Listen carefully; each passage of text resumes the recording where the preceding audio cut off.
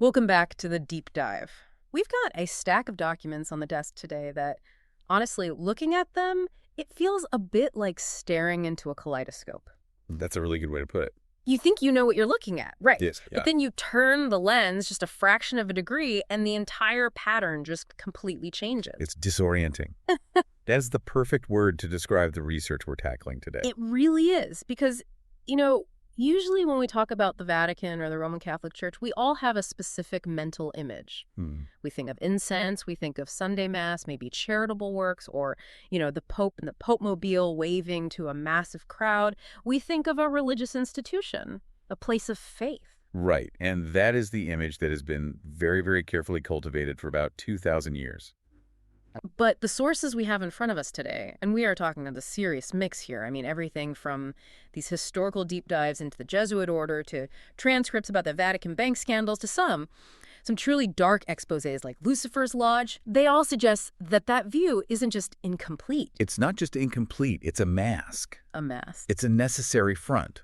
Because if you start looking at the logical clues, the patterns, and the hard facts in this stack, we aren't really looking at a church today.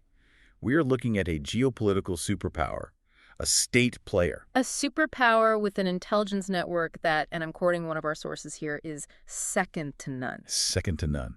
Better than the CIA, better than the old KGB. That's a huge claim. It's a massive claim. And that is the premise we have to start with. If you want to understand the events of the last 50, 60 years, especially the scandals, you have to shift your perspective entirely. You have to stop thinking about theology and start thinking about spycraft, high finance, and information warfare. Okay, let's unpack this, because that is a monumental claim. Information warfare. So the core idea of today's deep dive is that the Vatican isn't just, a participant in the global media landscape getting its message out there. No, not at all. The claim is that it actually exerts a controlling grip over it, that it owns the narrative. And we aren't just going to look at stock portfolios to try and prove that, although, believe me, the money is a huge part of it, a massive part. Right. No, we are going to use a very specific lens to prove this ownership. We are going to look at the cover-up. The cover-up of the sexual abuse crisis. Exactly. Because just think about it from a purely logistical standpoint. Forget the morality for a second, which is, horrific, and just look at the raw logistics. You have a scandal that spans decades. Decades. You have thousands of perpetrators. You have victims in almost every single country on Earth. And for 40, maybe 50 years, it is kept almost entirely out of the mainstream press. The silence is what speaks the loudest, isn't it? It's deafening. How do you silence a story of that magnitude? How do you move predators across international borders without customs or law enforcement noticing? How do you shut down police investigations in dozens, maybe hundreds of different jurisdictions? That isn't just luck. That isn't just, people like they're a local priest. No. That represents a capability, a serious capability. It's the ultimate proof of concept. I mean, if you can hide a fire that big for that long while the house is actively burning down around you, you must own the fire department. That is the perfect analogy. So our mission today is to trace that capability. We're going to act like forensic accountants, but for power. Okay. We'll look at the intelligence structure, the eyes and ears. We'll look at the money, the IOR, because you cannot have silence on that scale without a massive slush fund. And then we're going to dive really deep into the actual mechanics of the cover-up itself to see how the system actually works, how it was designed. So buckle up. We are going to peel back the curtain on an institution that everyone knows, but very, very few people actually understand the mechanics of. So let's start with that intelligence network. How does a religious state, which is, technically just a few acres in the middle of Rome, know so much? To understand the intelligence capability, you have to first understand the constituency. It's not geographical. The sources highlight this over and over. The Vatican isn't just a state with borders. It's a loyalty system that transcends borders. Right. And one of our sources dropped a number that really puts this into perspective. It said the Vatican's constituency is around 980 million subjects. And that was at the time of writing, yes. It's well over 1 billion now. But the key point is, who are these people? They are not just sitting in pews on a Sunday morning. No. These are people in very high political office. They are generals in armies. They are CEOs of multinational corporations. They are editors of major newspapers. They're everywhere. And the argument in the sources is that their allegiance to the spiritual hierarchy, it creates a sort of information pipeline. It creates a human intelligence network that, frankly, the CIA or the old KGB could only dream of. The CIA has to recruit assets. They have to bribe people, blackmail them, or convince them ideologically to betray their country. But church already has them. They already have them. And critically, they have the confessional. The confessional. That's a fascinating angle. I mean, it's the ultimate information gathering tool when you think about it. It's the oldest intelligence gathering tool in Western history. Think about it. If a general or a politician or a police chief confesses their sins, their vulnerabilities, their secrets, their affairs, their doubts, that information enters the ecosystem of the church. Now, theoretically, the seal of the confessional is absolute. Theoretically. In 99.9% of cases, it probably is. But the sources, particularly at texts like Vatican Assassins, they argue that at the highest levels, and specifically within the Jesuit order, that kind of strategic information flows upward.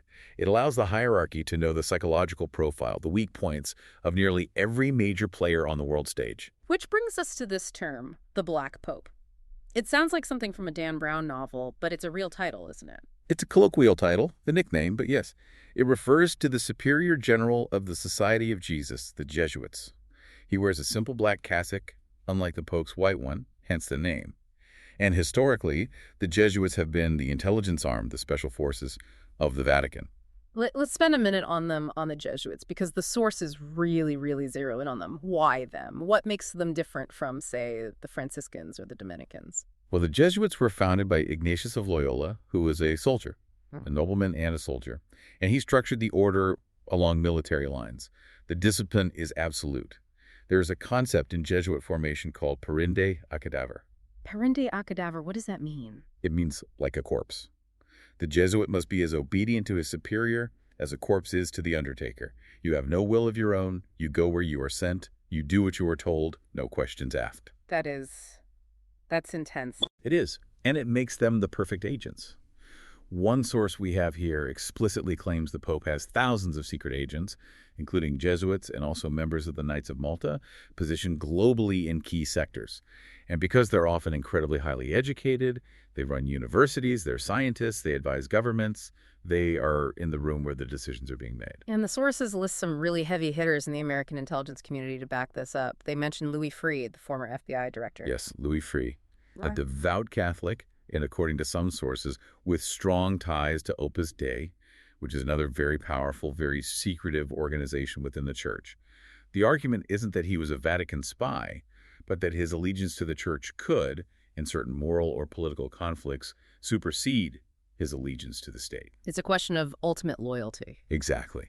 And then you have the case of Robert Hanssen. Hanssen is the critical example, isn't he? He was a senior FBI agent, a counterintelligence expert. Top of his field. And he was also a devout member of Opus Dei. And, as we all know, he turned out to be a spy for the Russians, arguably the most damaging spy in U.S. history. But again, the source isn't saying he spied for the Vatican, is it? No, and that's a crucial distinction. The source is using him to illustrate a mindset. Hanssen was able to completely compartmentalize his life. He could commit treason against his country while still believing himself to be a good Catholic. The argument is that the Vatican's intelligence network relies on that kind of dual loyalty. If you have people like that in the FBI, the CIA, and the source also mentions deep connections to MI5 in the UK as well, you have a backdoor into the entire Western secular security apparatus. So if an investigation starts, say an investigation into money laundering at the Vatican Bank or into child abuse in a certain diocese. The Vatican knows about it before the warrant is even drafted. Wow. They get the tip-off, hey, the feds are looking at Father so-and-so in Boston. And that gives them time to move the asset, destroy the files, or pull political strings to kill the investigation before it even starts. Which is a perfect segue into how they control the story once it does get out. Or, more accurately, how they prevent it from ever getting out in the first place. Let's talk about the media. We have this idea of the fourth estate, right? The free press, the heroic investigative journalists digging for the truth. A romantic idea. But the sources suggest the Vatican realized a long time ago that they couldn't just ban books anymore. Exactly. For centuries, they had the index of prohibited books. If the church didn't like a book by Galileo or Voltaire, they put it on the list, and good Catholics were forbidden to read it under penalty of sin. Simple enough. But by the 19th century, with the explosion of the printing press and the rise of secular newspapers, that just wasn't working anymore. Yeah. It was like trying to dam a river with a pebble. They couldn't stop the signal. They couldn't. So Pope Leo III and Pius IX, according to these historical sources, they completely changed the strategy. They realized that if you can't ban the press, you have to own the press. You have to control the organs of information. And one source mentioned that by the early 20th century, there was something like 500 Catholic periodicals in Italy alone. That was the ground game, just flooding the zone with their own content. L'Osservatore Romano is the official Vatican newspaper, of course, but that's just the very tip of the iceberg. The deeper control, the real power, according to these texts, comes from financial alliances. This is where we get into the Rothschild connection. Now, I want to be careful here because this is often where these kinds of discussions go off the rails into pure conspiracy. It's important to be precise. What exactly are the documents saying? The documents, specifically some of the more critical histories we have here, they're analyzing high-level financial flows. They aren't talking about secret meetings in smoky rooms. They're following the money. And they claim that Vatican funds were used to assist the Rothschild banking dynasty at various key points in history.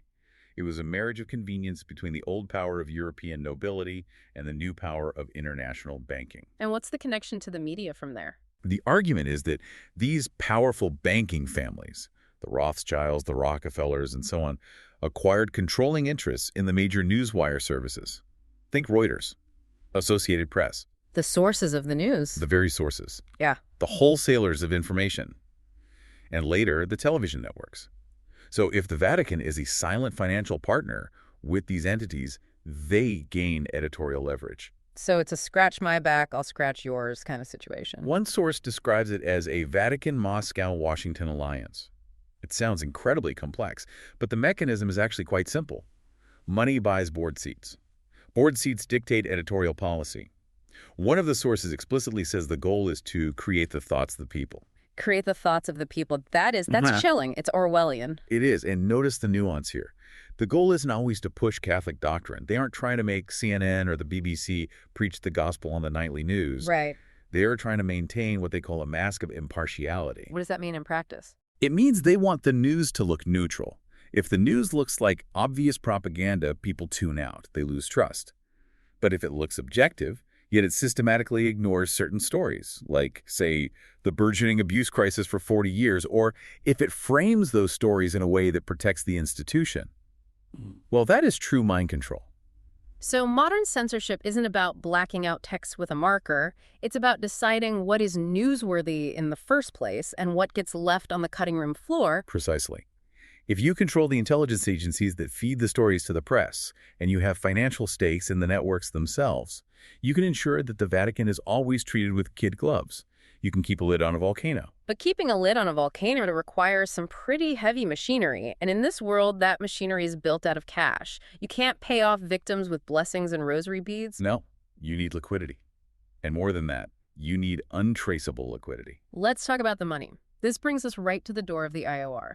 The Istituto per le Opere di Religione. The Institute for the Works of Religion, or, as it's more commonly known, the Vatican Bank. This place, based on these sources, it sounds less like a bank and more like a pirate ship sailing under a holy flag. It's a bank that isn't really a bank. It's a completely unique financial entity. The Vatican is a sovereign state, a recognized country. That means the IOR is not subject to the banking regulations of Italy, the European Union, or the United States. It's essentially an offshore tax haven in the dead center of Rome. So no external auditors. For most of its history, none. It published no balance sheets. It answered to no one but the Pope. So if I'm a corrupt politician or the Mafia or an arms dealer, the Vatican Bank is the perfect place to stash my cash. That is exactly what these sources, particularly God's bankers, allege happened on a massive scale. And running this operation, we have some characters that you almost couldn't write them into fiction because they'd be too stereotypical. Let's start with Bishop Paul Marcinkus. His nickname was the Gorilla. Paul Marcinkus. He was a towering figure, literally. He was 6'3", built like a linebacker. He was from Cicero, Illinois, which was Al Capone's old stomping ground. And he never lost that sort of street-tough, no-nonsense attitude. He was the Pope's bodyguard before he became the banker, right? Yes. He famously saved Pope Paul VI from an assassination attempt in the Philippines. He just grabbed the guy. He was a man of action. But when he took over the bank, his philosophy was, let's call it practical. He famously said, you can't run the church on Hail Marys. He wanted returns on investment. Big returns. And he got them by partnering with two key figures, Michel Sindona and Roberto Calvi. Roberto Calvi, who became known as God's banker. That's him. Calvi was the chairman of Banco Ambrosiano, which was the largest private bank in Italy at the time. He, Sindona, and Marcinkus effectively set up a massive shell game. The sources detail exactly how they moved the money. So how did it work? What was the actual mechanism? It involved a web of ghost companies, dozens of them, registered in places like Panama, the Bahamas, Luxembourg. The Vatican Bank, the IOR, would lend its credibility, its letters of patronage, to these shell companies that were controlled by Calvi. So other banks would lend them money. Exactly. Banks all over the world would lend billions of dollars to these companies because, hey, the Vatican is backing them. They must be solid. But the companies were empty. They were completely empty. The money was just siphoned off. It was a massive Ponzi scheme disguised as sophisticated international finance. But the darker allegation in all this is where the initial money came from. This is the Mafia connection. Yes. The sources allege that the Sicilian Mafia used the Vatican Bank to launder the proceeds from the international heroin trade. One source describes this incredible scene where a nun in a convent located near a psychiatric hospital, she witnessed a local police commander driving shoeboxes of cash directly into the Vatican. Shoeboxes of cash, just driving right past the Swiss guard. Right past them. Because of the Vatican's sovereign status, Italian police couldn't just enter Vatican City to search a car. It would be a major diplomatic incident. It was the ultimate washing machine. And Calvi, when this all fell apart, it didn't end well for him. No, not at all. When the Banco Ambrosiano finally collapsed, leaving a $1.3 billion hole in its books, Calvi fled. He was found a short time later hanging under Blackfriars Bridge in London. With his pockets full of bricks and cash. Exactly. It was ruled as suicide at first, but that was later overturned to murder. The symbolism was incredibly heavy. Blackfriars Bridge, a clear reference to the Black Friars, which was a nickname for the members of the P2 Masonic Lodge. The bricks. It was a message. Don't talk. We should pause on P2 for a second. The Propaganda du Lodge. This comes up over and over in the sources as a kind of state within a state. It was. P2 was a secret, illegal Masonic lodge in Italy that included the heads of all the Italian intelligence services, top generals, media moguls like Silvio Berlusconi, and senior politicians. Their goal was effectively to control the Italian state from the shadows, to prevent a communist takeover. The fact that the Vatican Bank was so deeply intertwined with P2 shows that the church wasn't just a religious institution, it was operating at the highest level of the deep state. And this money, it wasn't just for buying gold chalices and new vestments. Yeah. The sources are clear. It was used for geopolitical operations. Right. We mentioned the superpower angle at the beginning. The sources argue that the Vatican funneled millions upon millions of dollars to the Solidarity movement in Poland, the labor union, to help crush the Soviet bloc. That is a CIA-level covert operation funded by God's Bank. But even more shockingly, sources like God's bankers point out investments that were completely contrary to official church doctrine. I saw something about weapons manufacturing. Yes. While the Pope was on the world stage preaching peace and disarmament, the bank held significant shares in Beretta, the Italian arms manufacturer. And birth control. That's the most ironic one, isn't it? The Istituto Farmacologico Serrano. One of their main products was a birth control pill. The Vatican Bank was a major shareholder. So let me get this straight. On Sunday, the priest is in the pulpit saying that using birth control is a mortal sin that will send you to hell. But on Monday, back in Rome, the Vatican Bank is cashing the dividend check from the pill factory. That's the duality. Money has no religion. But for our purpose today, for proving the cover-up, the most important thing this whole financial engine provided was a massive, off-the-books slush fund. And here's where it gets really interesting. Because when the abuse scandal started to bubble up and lawsuits began to be filed, they didn't just pray it away, they paid it away. Hundreds of millions of dollars. The sources detail how settlements were paid out to victims, always with ironclad confidentiality clauses attached. They bought silence. And they could do it because they had this vast, untraceable wealth. If they had to report every transaction to a secular auditor, someone would have eventually asked, "Excuse me, why are we paying $50,000 to the Smith family in Boston?" But because it's the IOR, nobody asks. Nobody asks. And that brings us to the very core of this deep dive, the cover-up itself. We've established they have the spies to know the secrets, they have the media allies to spin or bury the story, they have the bank to pay the hush money. Now let's look at the system of the abuse cover-up, because this is the part that hits hardest. It is. It's the part that hurts the most to read. We've all heard the terrible stories of abuse, but what the sources describe here isn't just a series of bad apples or a few tragic mistakes. It's a corporate strategy. It's a bureaucracy. And that's the real horror of it. It wasn't chaotic, it was organized. The sources all call it the transfer and don't tell strategy. Walk us through the mechanism, step by step. How did it work when a complaint came in? Okay, so here's what happens. A parent calls the rectory or the bishop's office and says, Father Smith hurt my son. Hmm. In a normal world, you call 911, you call the police. Right. In the Vatican system, the bishop handles it in-house. They treat it as a personnel issue, not as a crime. Precisely. It's an HR problem. Yeah. So the priest is quietly removed from the parish. He is often sent to a psychiatric treatment center. Places like the St. Luke Institute in Maryland or the House of Affirmation are mentioned frequently in these documents. So they get therapy. They get evaluated. And often, after a few months, they're deemed cured or safe for ministry. And then, and this is the absolute key to the whole system, they're reassigned. To a new parish. To a new parish in a new town or sometimes a new state entirely. And the new parish, are they warned? Is there a note in the file saying, hey, maybe don't let this guy run the youth group? Never. That was the rule. The files were kept in a secret archive, the secretum. The new parishioners, they see a priest arriving, and they trust him immediately because of the collar. They handed their children for altar boy duty, for catechism classes. Let's look at some of the case studies in the stack, because this abstract idea needs to be grounded in the horrible reality. For John Geoghegan in Boston is probably the most infamous one. Geoghegan is the textbook example of the failure of the system, or, as we're arguing, the success of the cover-up system. He was an active abuser for 30 years. He was transferred from parish to parish to parish. Over 130 victims came forward. And Cardinal Law, the Archbishop of Boston at the time, he knew. The documents are undeniable. The Boston Globe Spotlight team unearthed them. Cardinal Law personally authorized these transfers. He received the complaints. He had the files. He knew Geoghegan was a predator, and yet he signed the letters assigned him to new flocks of children. It's just so hard to wrap your head around that level of... What? Of the callousness. Callousness. It's institutional preservation.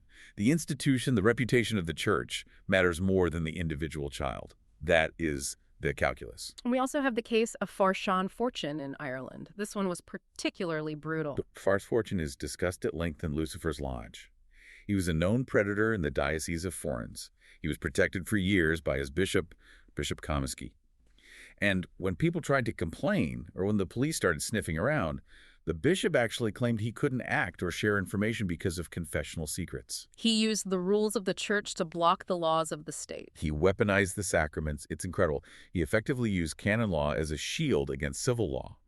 And Fortune was so emboldened that he was even able to scam parishioners out of their life savings for fake healing rituals, all while he was abusing their children. And the hierarchy knowingly let it happen. And there's the case of Far Gilbert Goth in Louisiana. Another classic example of the shuffling of a predator. The source material on this one describes it as a bureaucracy of evil. They treated these priests like damaged assets in a corporation. You don't throw away a damaged asset. You just move it to a different department where maybe the damage won't be noticed for a while.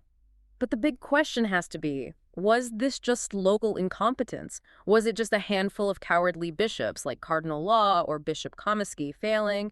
Or was this an order from the top? And that is the pivotal question. And the sources are unanimous on this. It was absolutely policy. It came from the top. And we have a smoking gun for that policy, don't we? The 1985 Doyle Report. This is such a critical piece of the history that often gets overlooked. In 1985, that's 17 years before the Spotlight investigation broke the story wide open, a priest and canon lawyer named Freshshar Thomas Doyle, along with another lawyer and a psychiatrist, wrote a comprehensive report. What did it say? It was a prophecy. It was a Cassandra-like warning.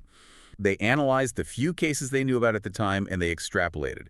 They warned the U.S. bishops that there was a slough of financial and spiritual despair coming if they didn't get ahead of this. They predicted the billion-dollar lawsuits, the catastrophic loss of faith, the financial ruin of entire dioceses. They laid it all out. They handed this report directly to the leadership of the U.S. Church. They did. And what did the leadership do? Did they say, oh my God, thank you, we need to fix this immediately? They rejected it. They buried it. Yeah. And they marginalized the authors. One source says A.R. Doyle was eventually transferred to serve as a chaplain at an airbase in Greenland. Greenland? You can't get much further away. That's literally sending someone to Siberia. It sends a crystal clear message throughout the entire system. We know about this problem, and we have made a conscious decision not to act. This proves that the head-in-the-sand strategy was a top-down directive. They chose the cover-up. It was not an accident. And legally, they already had a framework for this enforced silence. A document called Crimen Solicitationis. Yes, this is a document from 1962, issued by what was then called the Holy Office, which is the modern department that used to be the Holy Inquisition. So it has some weight. It has the full weight of the Vatican behind it, and it's an instruction manual to bishops on how to deal with cases of solicitation in the confessional, which is often a euphemism for abuse. And what does it say? It instructs bishops to pursue these cases under the strictest secret. The Latin term is secretum pontificium, the pontifical secret. And it threatens anyone who breaks that secret, the priest, the witnesses, and even the victim, with automatic excommunication. So let's be absolutely clear on this. A child is abused by a priest. If that child or their parents go to the police or the press, the church threatens to throw them out, to damn their immortal souls. That is the interpretation the sources provide. It enforced omerta, the Mafia's code of silence. It legally bound everyone involved, the media, the participants, the hierarchy, to total silence. And you have to understand, if you are a devout Catholic in 1965, excommunication is a fate worse than death. It means you are cut off from God. It means hell. So you stay silent. That's just so heavy. It completely shifts the blame from a tragic mistake to a criminal conspiracy. It's an active enforcement of silence using spiritual blackmail. That's the perfect term for it, spiritual blackmail. No, I have to play devil's advocate here for a moment. We're moving into the next section of our outline, and this is where the sources go from this bureaucratic evil to, well, to something much, much darker. The sources mention Lucifer's Lodge and satanic ritual abuse. Yes, they do. And I have to say, hearing those words, my satanic panic alarm bells start ringing. We saw in the 80s and 90s how many of those ritual abuse cases turned out to be hysteria or the result of bad therapy. Are we really going down this road? And that's a completely valid skepticism. You have to be incredibly careful with these kinds of allegations. But our job here is to look at what's in the stack. And to understand these claims, we have to talk about Malachi Martin. Malachi Martin, he was a Vatican insider, right? So Jesuit priest. He was a Jesuit, a brilliant scholar, a professor at the Pontifical Biblical Institute in Rome. He worked closely with Cardinal B and Pope John XXIII during Vatican II. He was very much in the room. But he left the priesthood. He was released from his vows and became a very harsh critic of the modern church. And his claim, and it is a deeply controversial one, was that there was a super force or a lodge operated within the Vatican itself that was quite literally dedicated to Lucifer. He claimed there were active Satanists inside the Vatican, cardinals and bishops. Yes. He described a black room or a devil's room that was used for these rituals. And the sources we have connect this to some of the treatment centers we mentioned earlier, like the House of Affirmation. So the allegation is that they weren't just abusing kids, but that for some of them they were doing it as part of a ceremony. That is the allegation, that for a specific core group of perpetrators, the abuse wasn't just about sexual gratification. It was about subversion. It was about inverting the holy rites of the church, a black mass. Okay, but again, do we have any evidence for this beyond one man's testimony, however well-placed he was? We have patterns, and this is where the expert view comes in. Not to say, yes, there is definitely a coven, but to look at the anomalies in the behavior. The sources bring up famous secular cases like the McMartin preschool case and the Fellsacre case in the UK. Right, those were huge ritual abuse panics. They were, but the sources suggest that there was a shadowy hand involved in the legal proceedings of those cases, diverting attention. But let's bring it back to the church. The question is this: why would the church hierarchy go to such extreme lengths, risking their entire reputation, spending hundreds of millions of dollars to protect a random, deviant parish priest? Unless that priest wasn't random. Exactly. If it's just a bad apple, you cut him loose. You denounce him, you save the institution. But if that priest is part of a network, a lodge, or a ring that includes bishops or even cardinals, then you have to protect him at all costs. Because if he goes down, he takes the bishop down with him. It's mutually assured destruction. That's it. The ritual aspect, if true, might be the binding agent. If they have all compromised each other in these dark rites, they are locked together forever. It explains the almost fanatical intensity of the protection. So even if we remain skeptical about a literal devil's room, the core concept of a compromised network or a criminal fraternity inside the clergy, that actually fits the facts of the cover-up better than just incompetence. It fits the data points. It explains why the transfer and don't tell policy was so rigid and so universally applied. It wasn't just incompetence, it was a containment strategy for a dangerous network. Which leads us to the final layer of defense. Because eventually the dam did break. Eventually the Spotlight team in Boston and other journalists got the documents. The victims started suing. And when they did, the Vatican did just hire lawyers. They deployed statecraft. Let's talk about the ultimate legal firewall, sovereign immunity. This is the ultimate get-out-of-jail-free card. In U.S. courts and elsewhere, the Vatican successfully argued that the Pope is a head of state. Like the President of France or the King of England. Exactly. And under international law, a head of state is immune from being sued in the courts of another country. You can't sue the King of England in a Kentucky courtroom. It's an incredible argument. I mean, imagine if the CEO of a massive global corporation, say Apple or Exxon, couldn't be sued for corporate crimes because he declared his corner office a separate country. That is the perfect analogy. And it's a brilliant legal maneuver. They argued that the bishops, who are appointed by the Pope, are not employees of the Vatican in a legal sense, but are more like independent franchise managers. Therefore, the head of state isn't legally responsible for their actions. The Pope is the king, but he's not responsible for what his dukes do. That's the argument. But there was a scare for them. A big one. The Kentucky case. This was the William McMurray class action suit. It was a massive threat to their entire legal strategy. It was a class action filed in Louisville, Kentucky, that sought to pierce that corporate veil. They wanted to depose the Pope. They wanted to hold the Vatican itself liable for the policies of shuffling priests that we've been discussing. And the Vatican called in the big guns. They went straight to the White House. The sources detail a meeting between Cardinal Sodano, who was the Vatican Secretary of State, basically their prime minister, and Condoleezza Rice, who was the U.S. Secretary of State under President George W. Bush. They asked the Bush administration to intervene in a U.S. court case. And they did. The U.S. government filed a statement of interest in the case, supporting the Vatican's claim to immunity. Effectively killed the lawsuit. It shows you the raw intersection of church and state power. When push came to shove, the U.S. government protected the Vatican's secrets from its own citizens. Wow. So if you can't sue the Pope, you try to sue the local diocese. But then they pulled another trick out of the bag, the shell game. Bankruptcy. We saw this in Portland, Oregon, Tucson, Spokane, and many other places.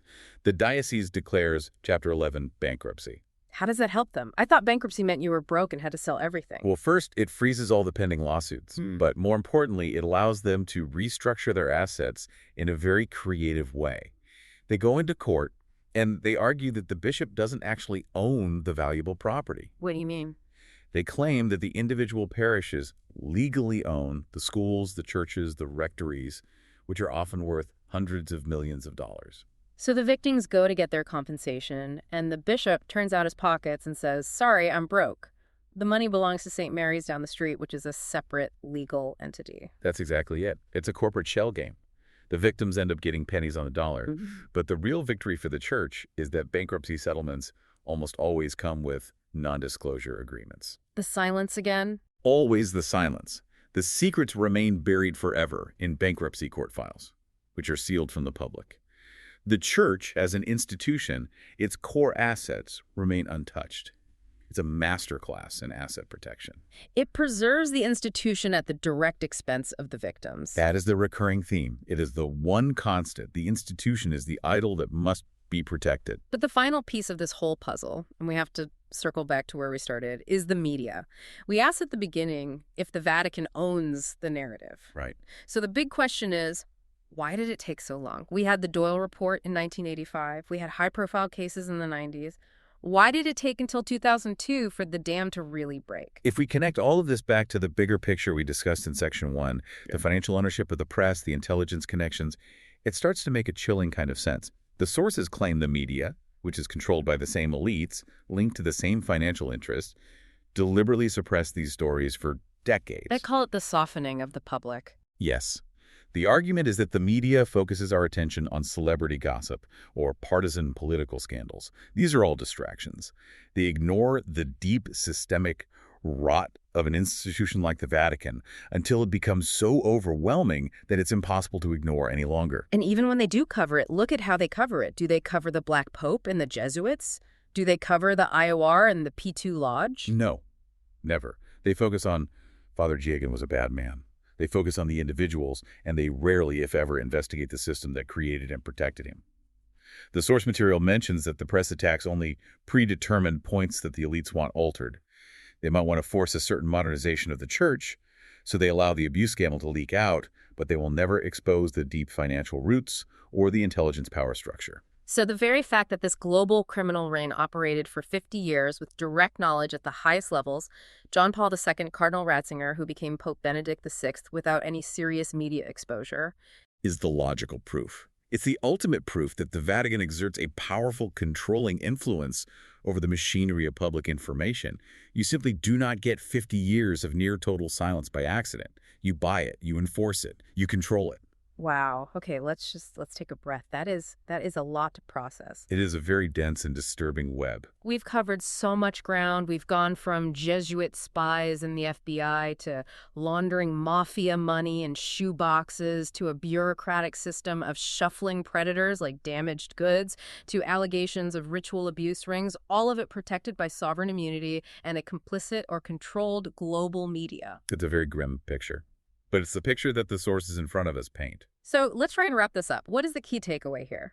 We started with the mission to prove this idea of media ownership through the lens of the cover-up. And I think the evidence presented in these sources is compelling. When you look at the shuffling of priests, it wasn't just incompetence, it wasn't just Father Smith made a terrible mistake. It was a highly sophisticated global counterintelligence operation. It was asset management, protecting the assets. It was. And the tragic failure to protect children was, in a very twisted way, a massive success in protecting the institution and its financial assets. Yeah. The system worked exactly as it was designed to work. It protected the hierarchy above all else. And that leads us to our final provocative thought, something to leave you with to think about. If the Vatican controls the spiritual lives of over 1 billion people, owns intelligence networks that rival the CIA, manages a financial empire that washes the world's dirty money, and can silence the global media regarding its own systemic crimes. The question is the distinction we all make between church and state actually an illusion? Are we looking at two separate things, or are we in fact looking at a singular, unified power structure that has already won the game? something to think about the next time you see white smoke rising over Rome. Indeed. That's it for this deep dive. Thanks for listening. See you next time.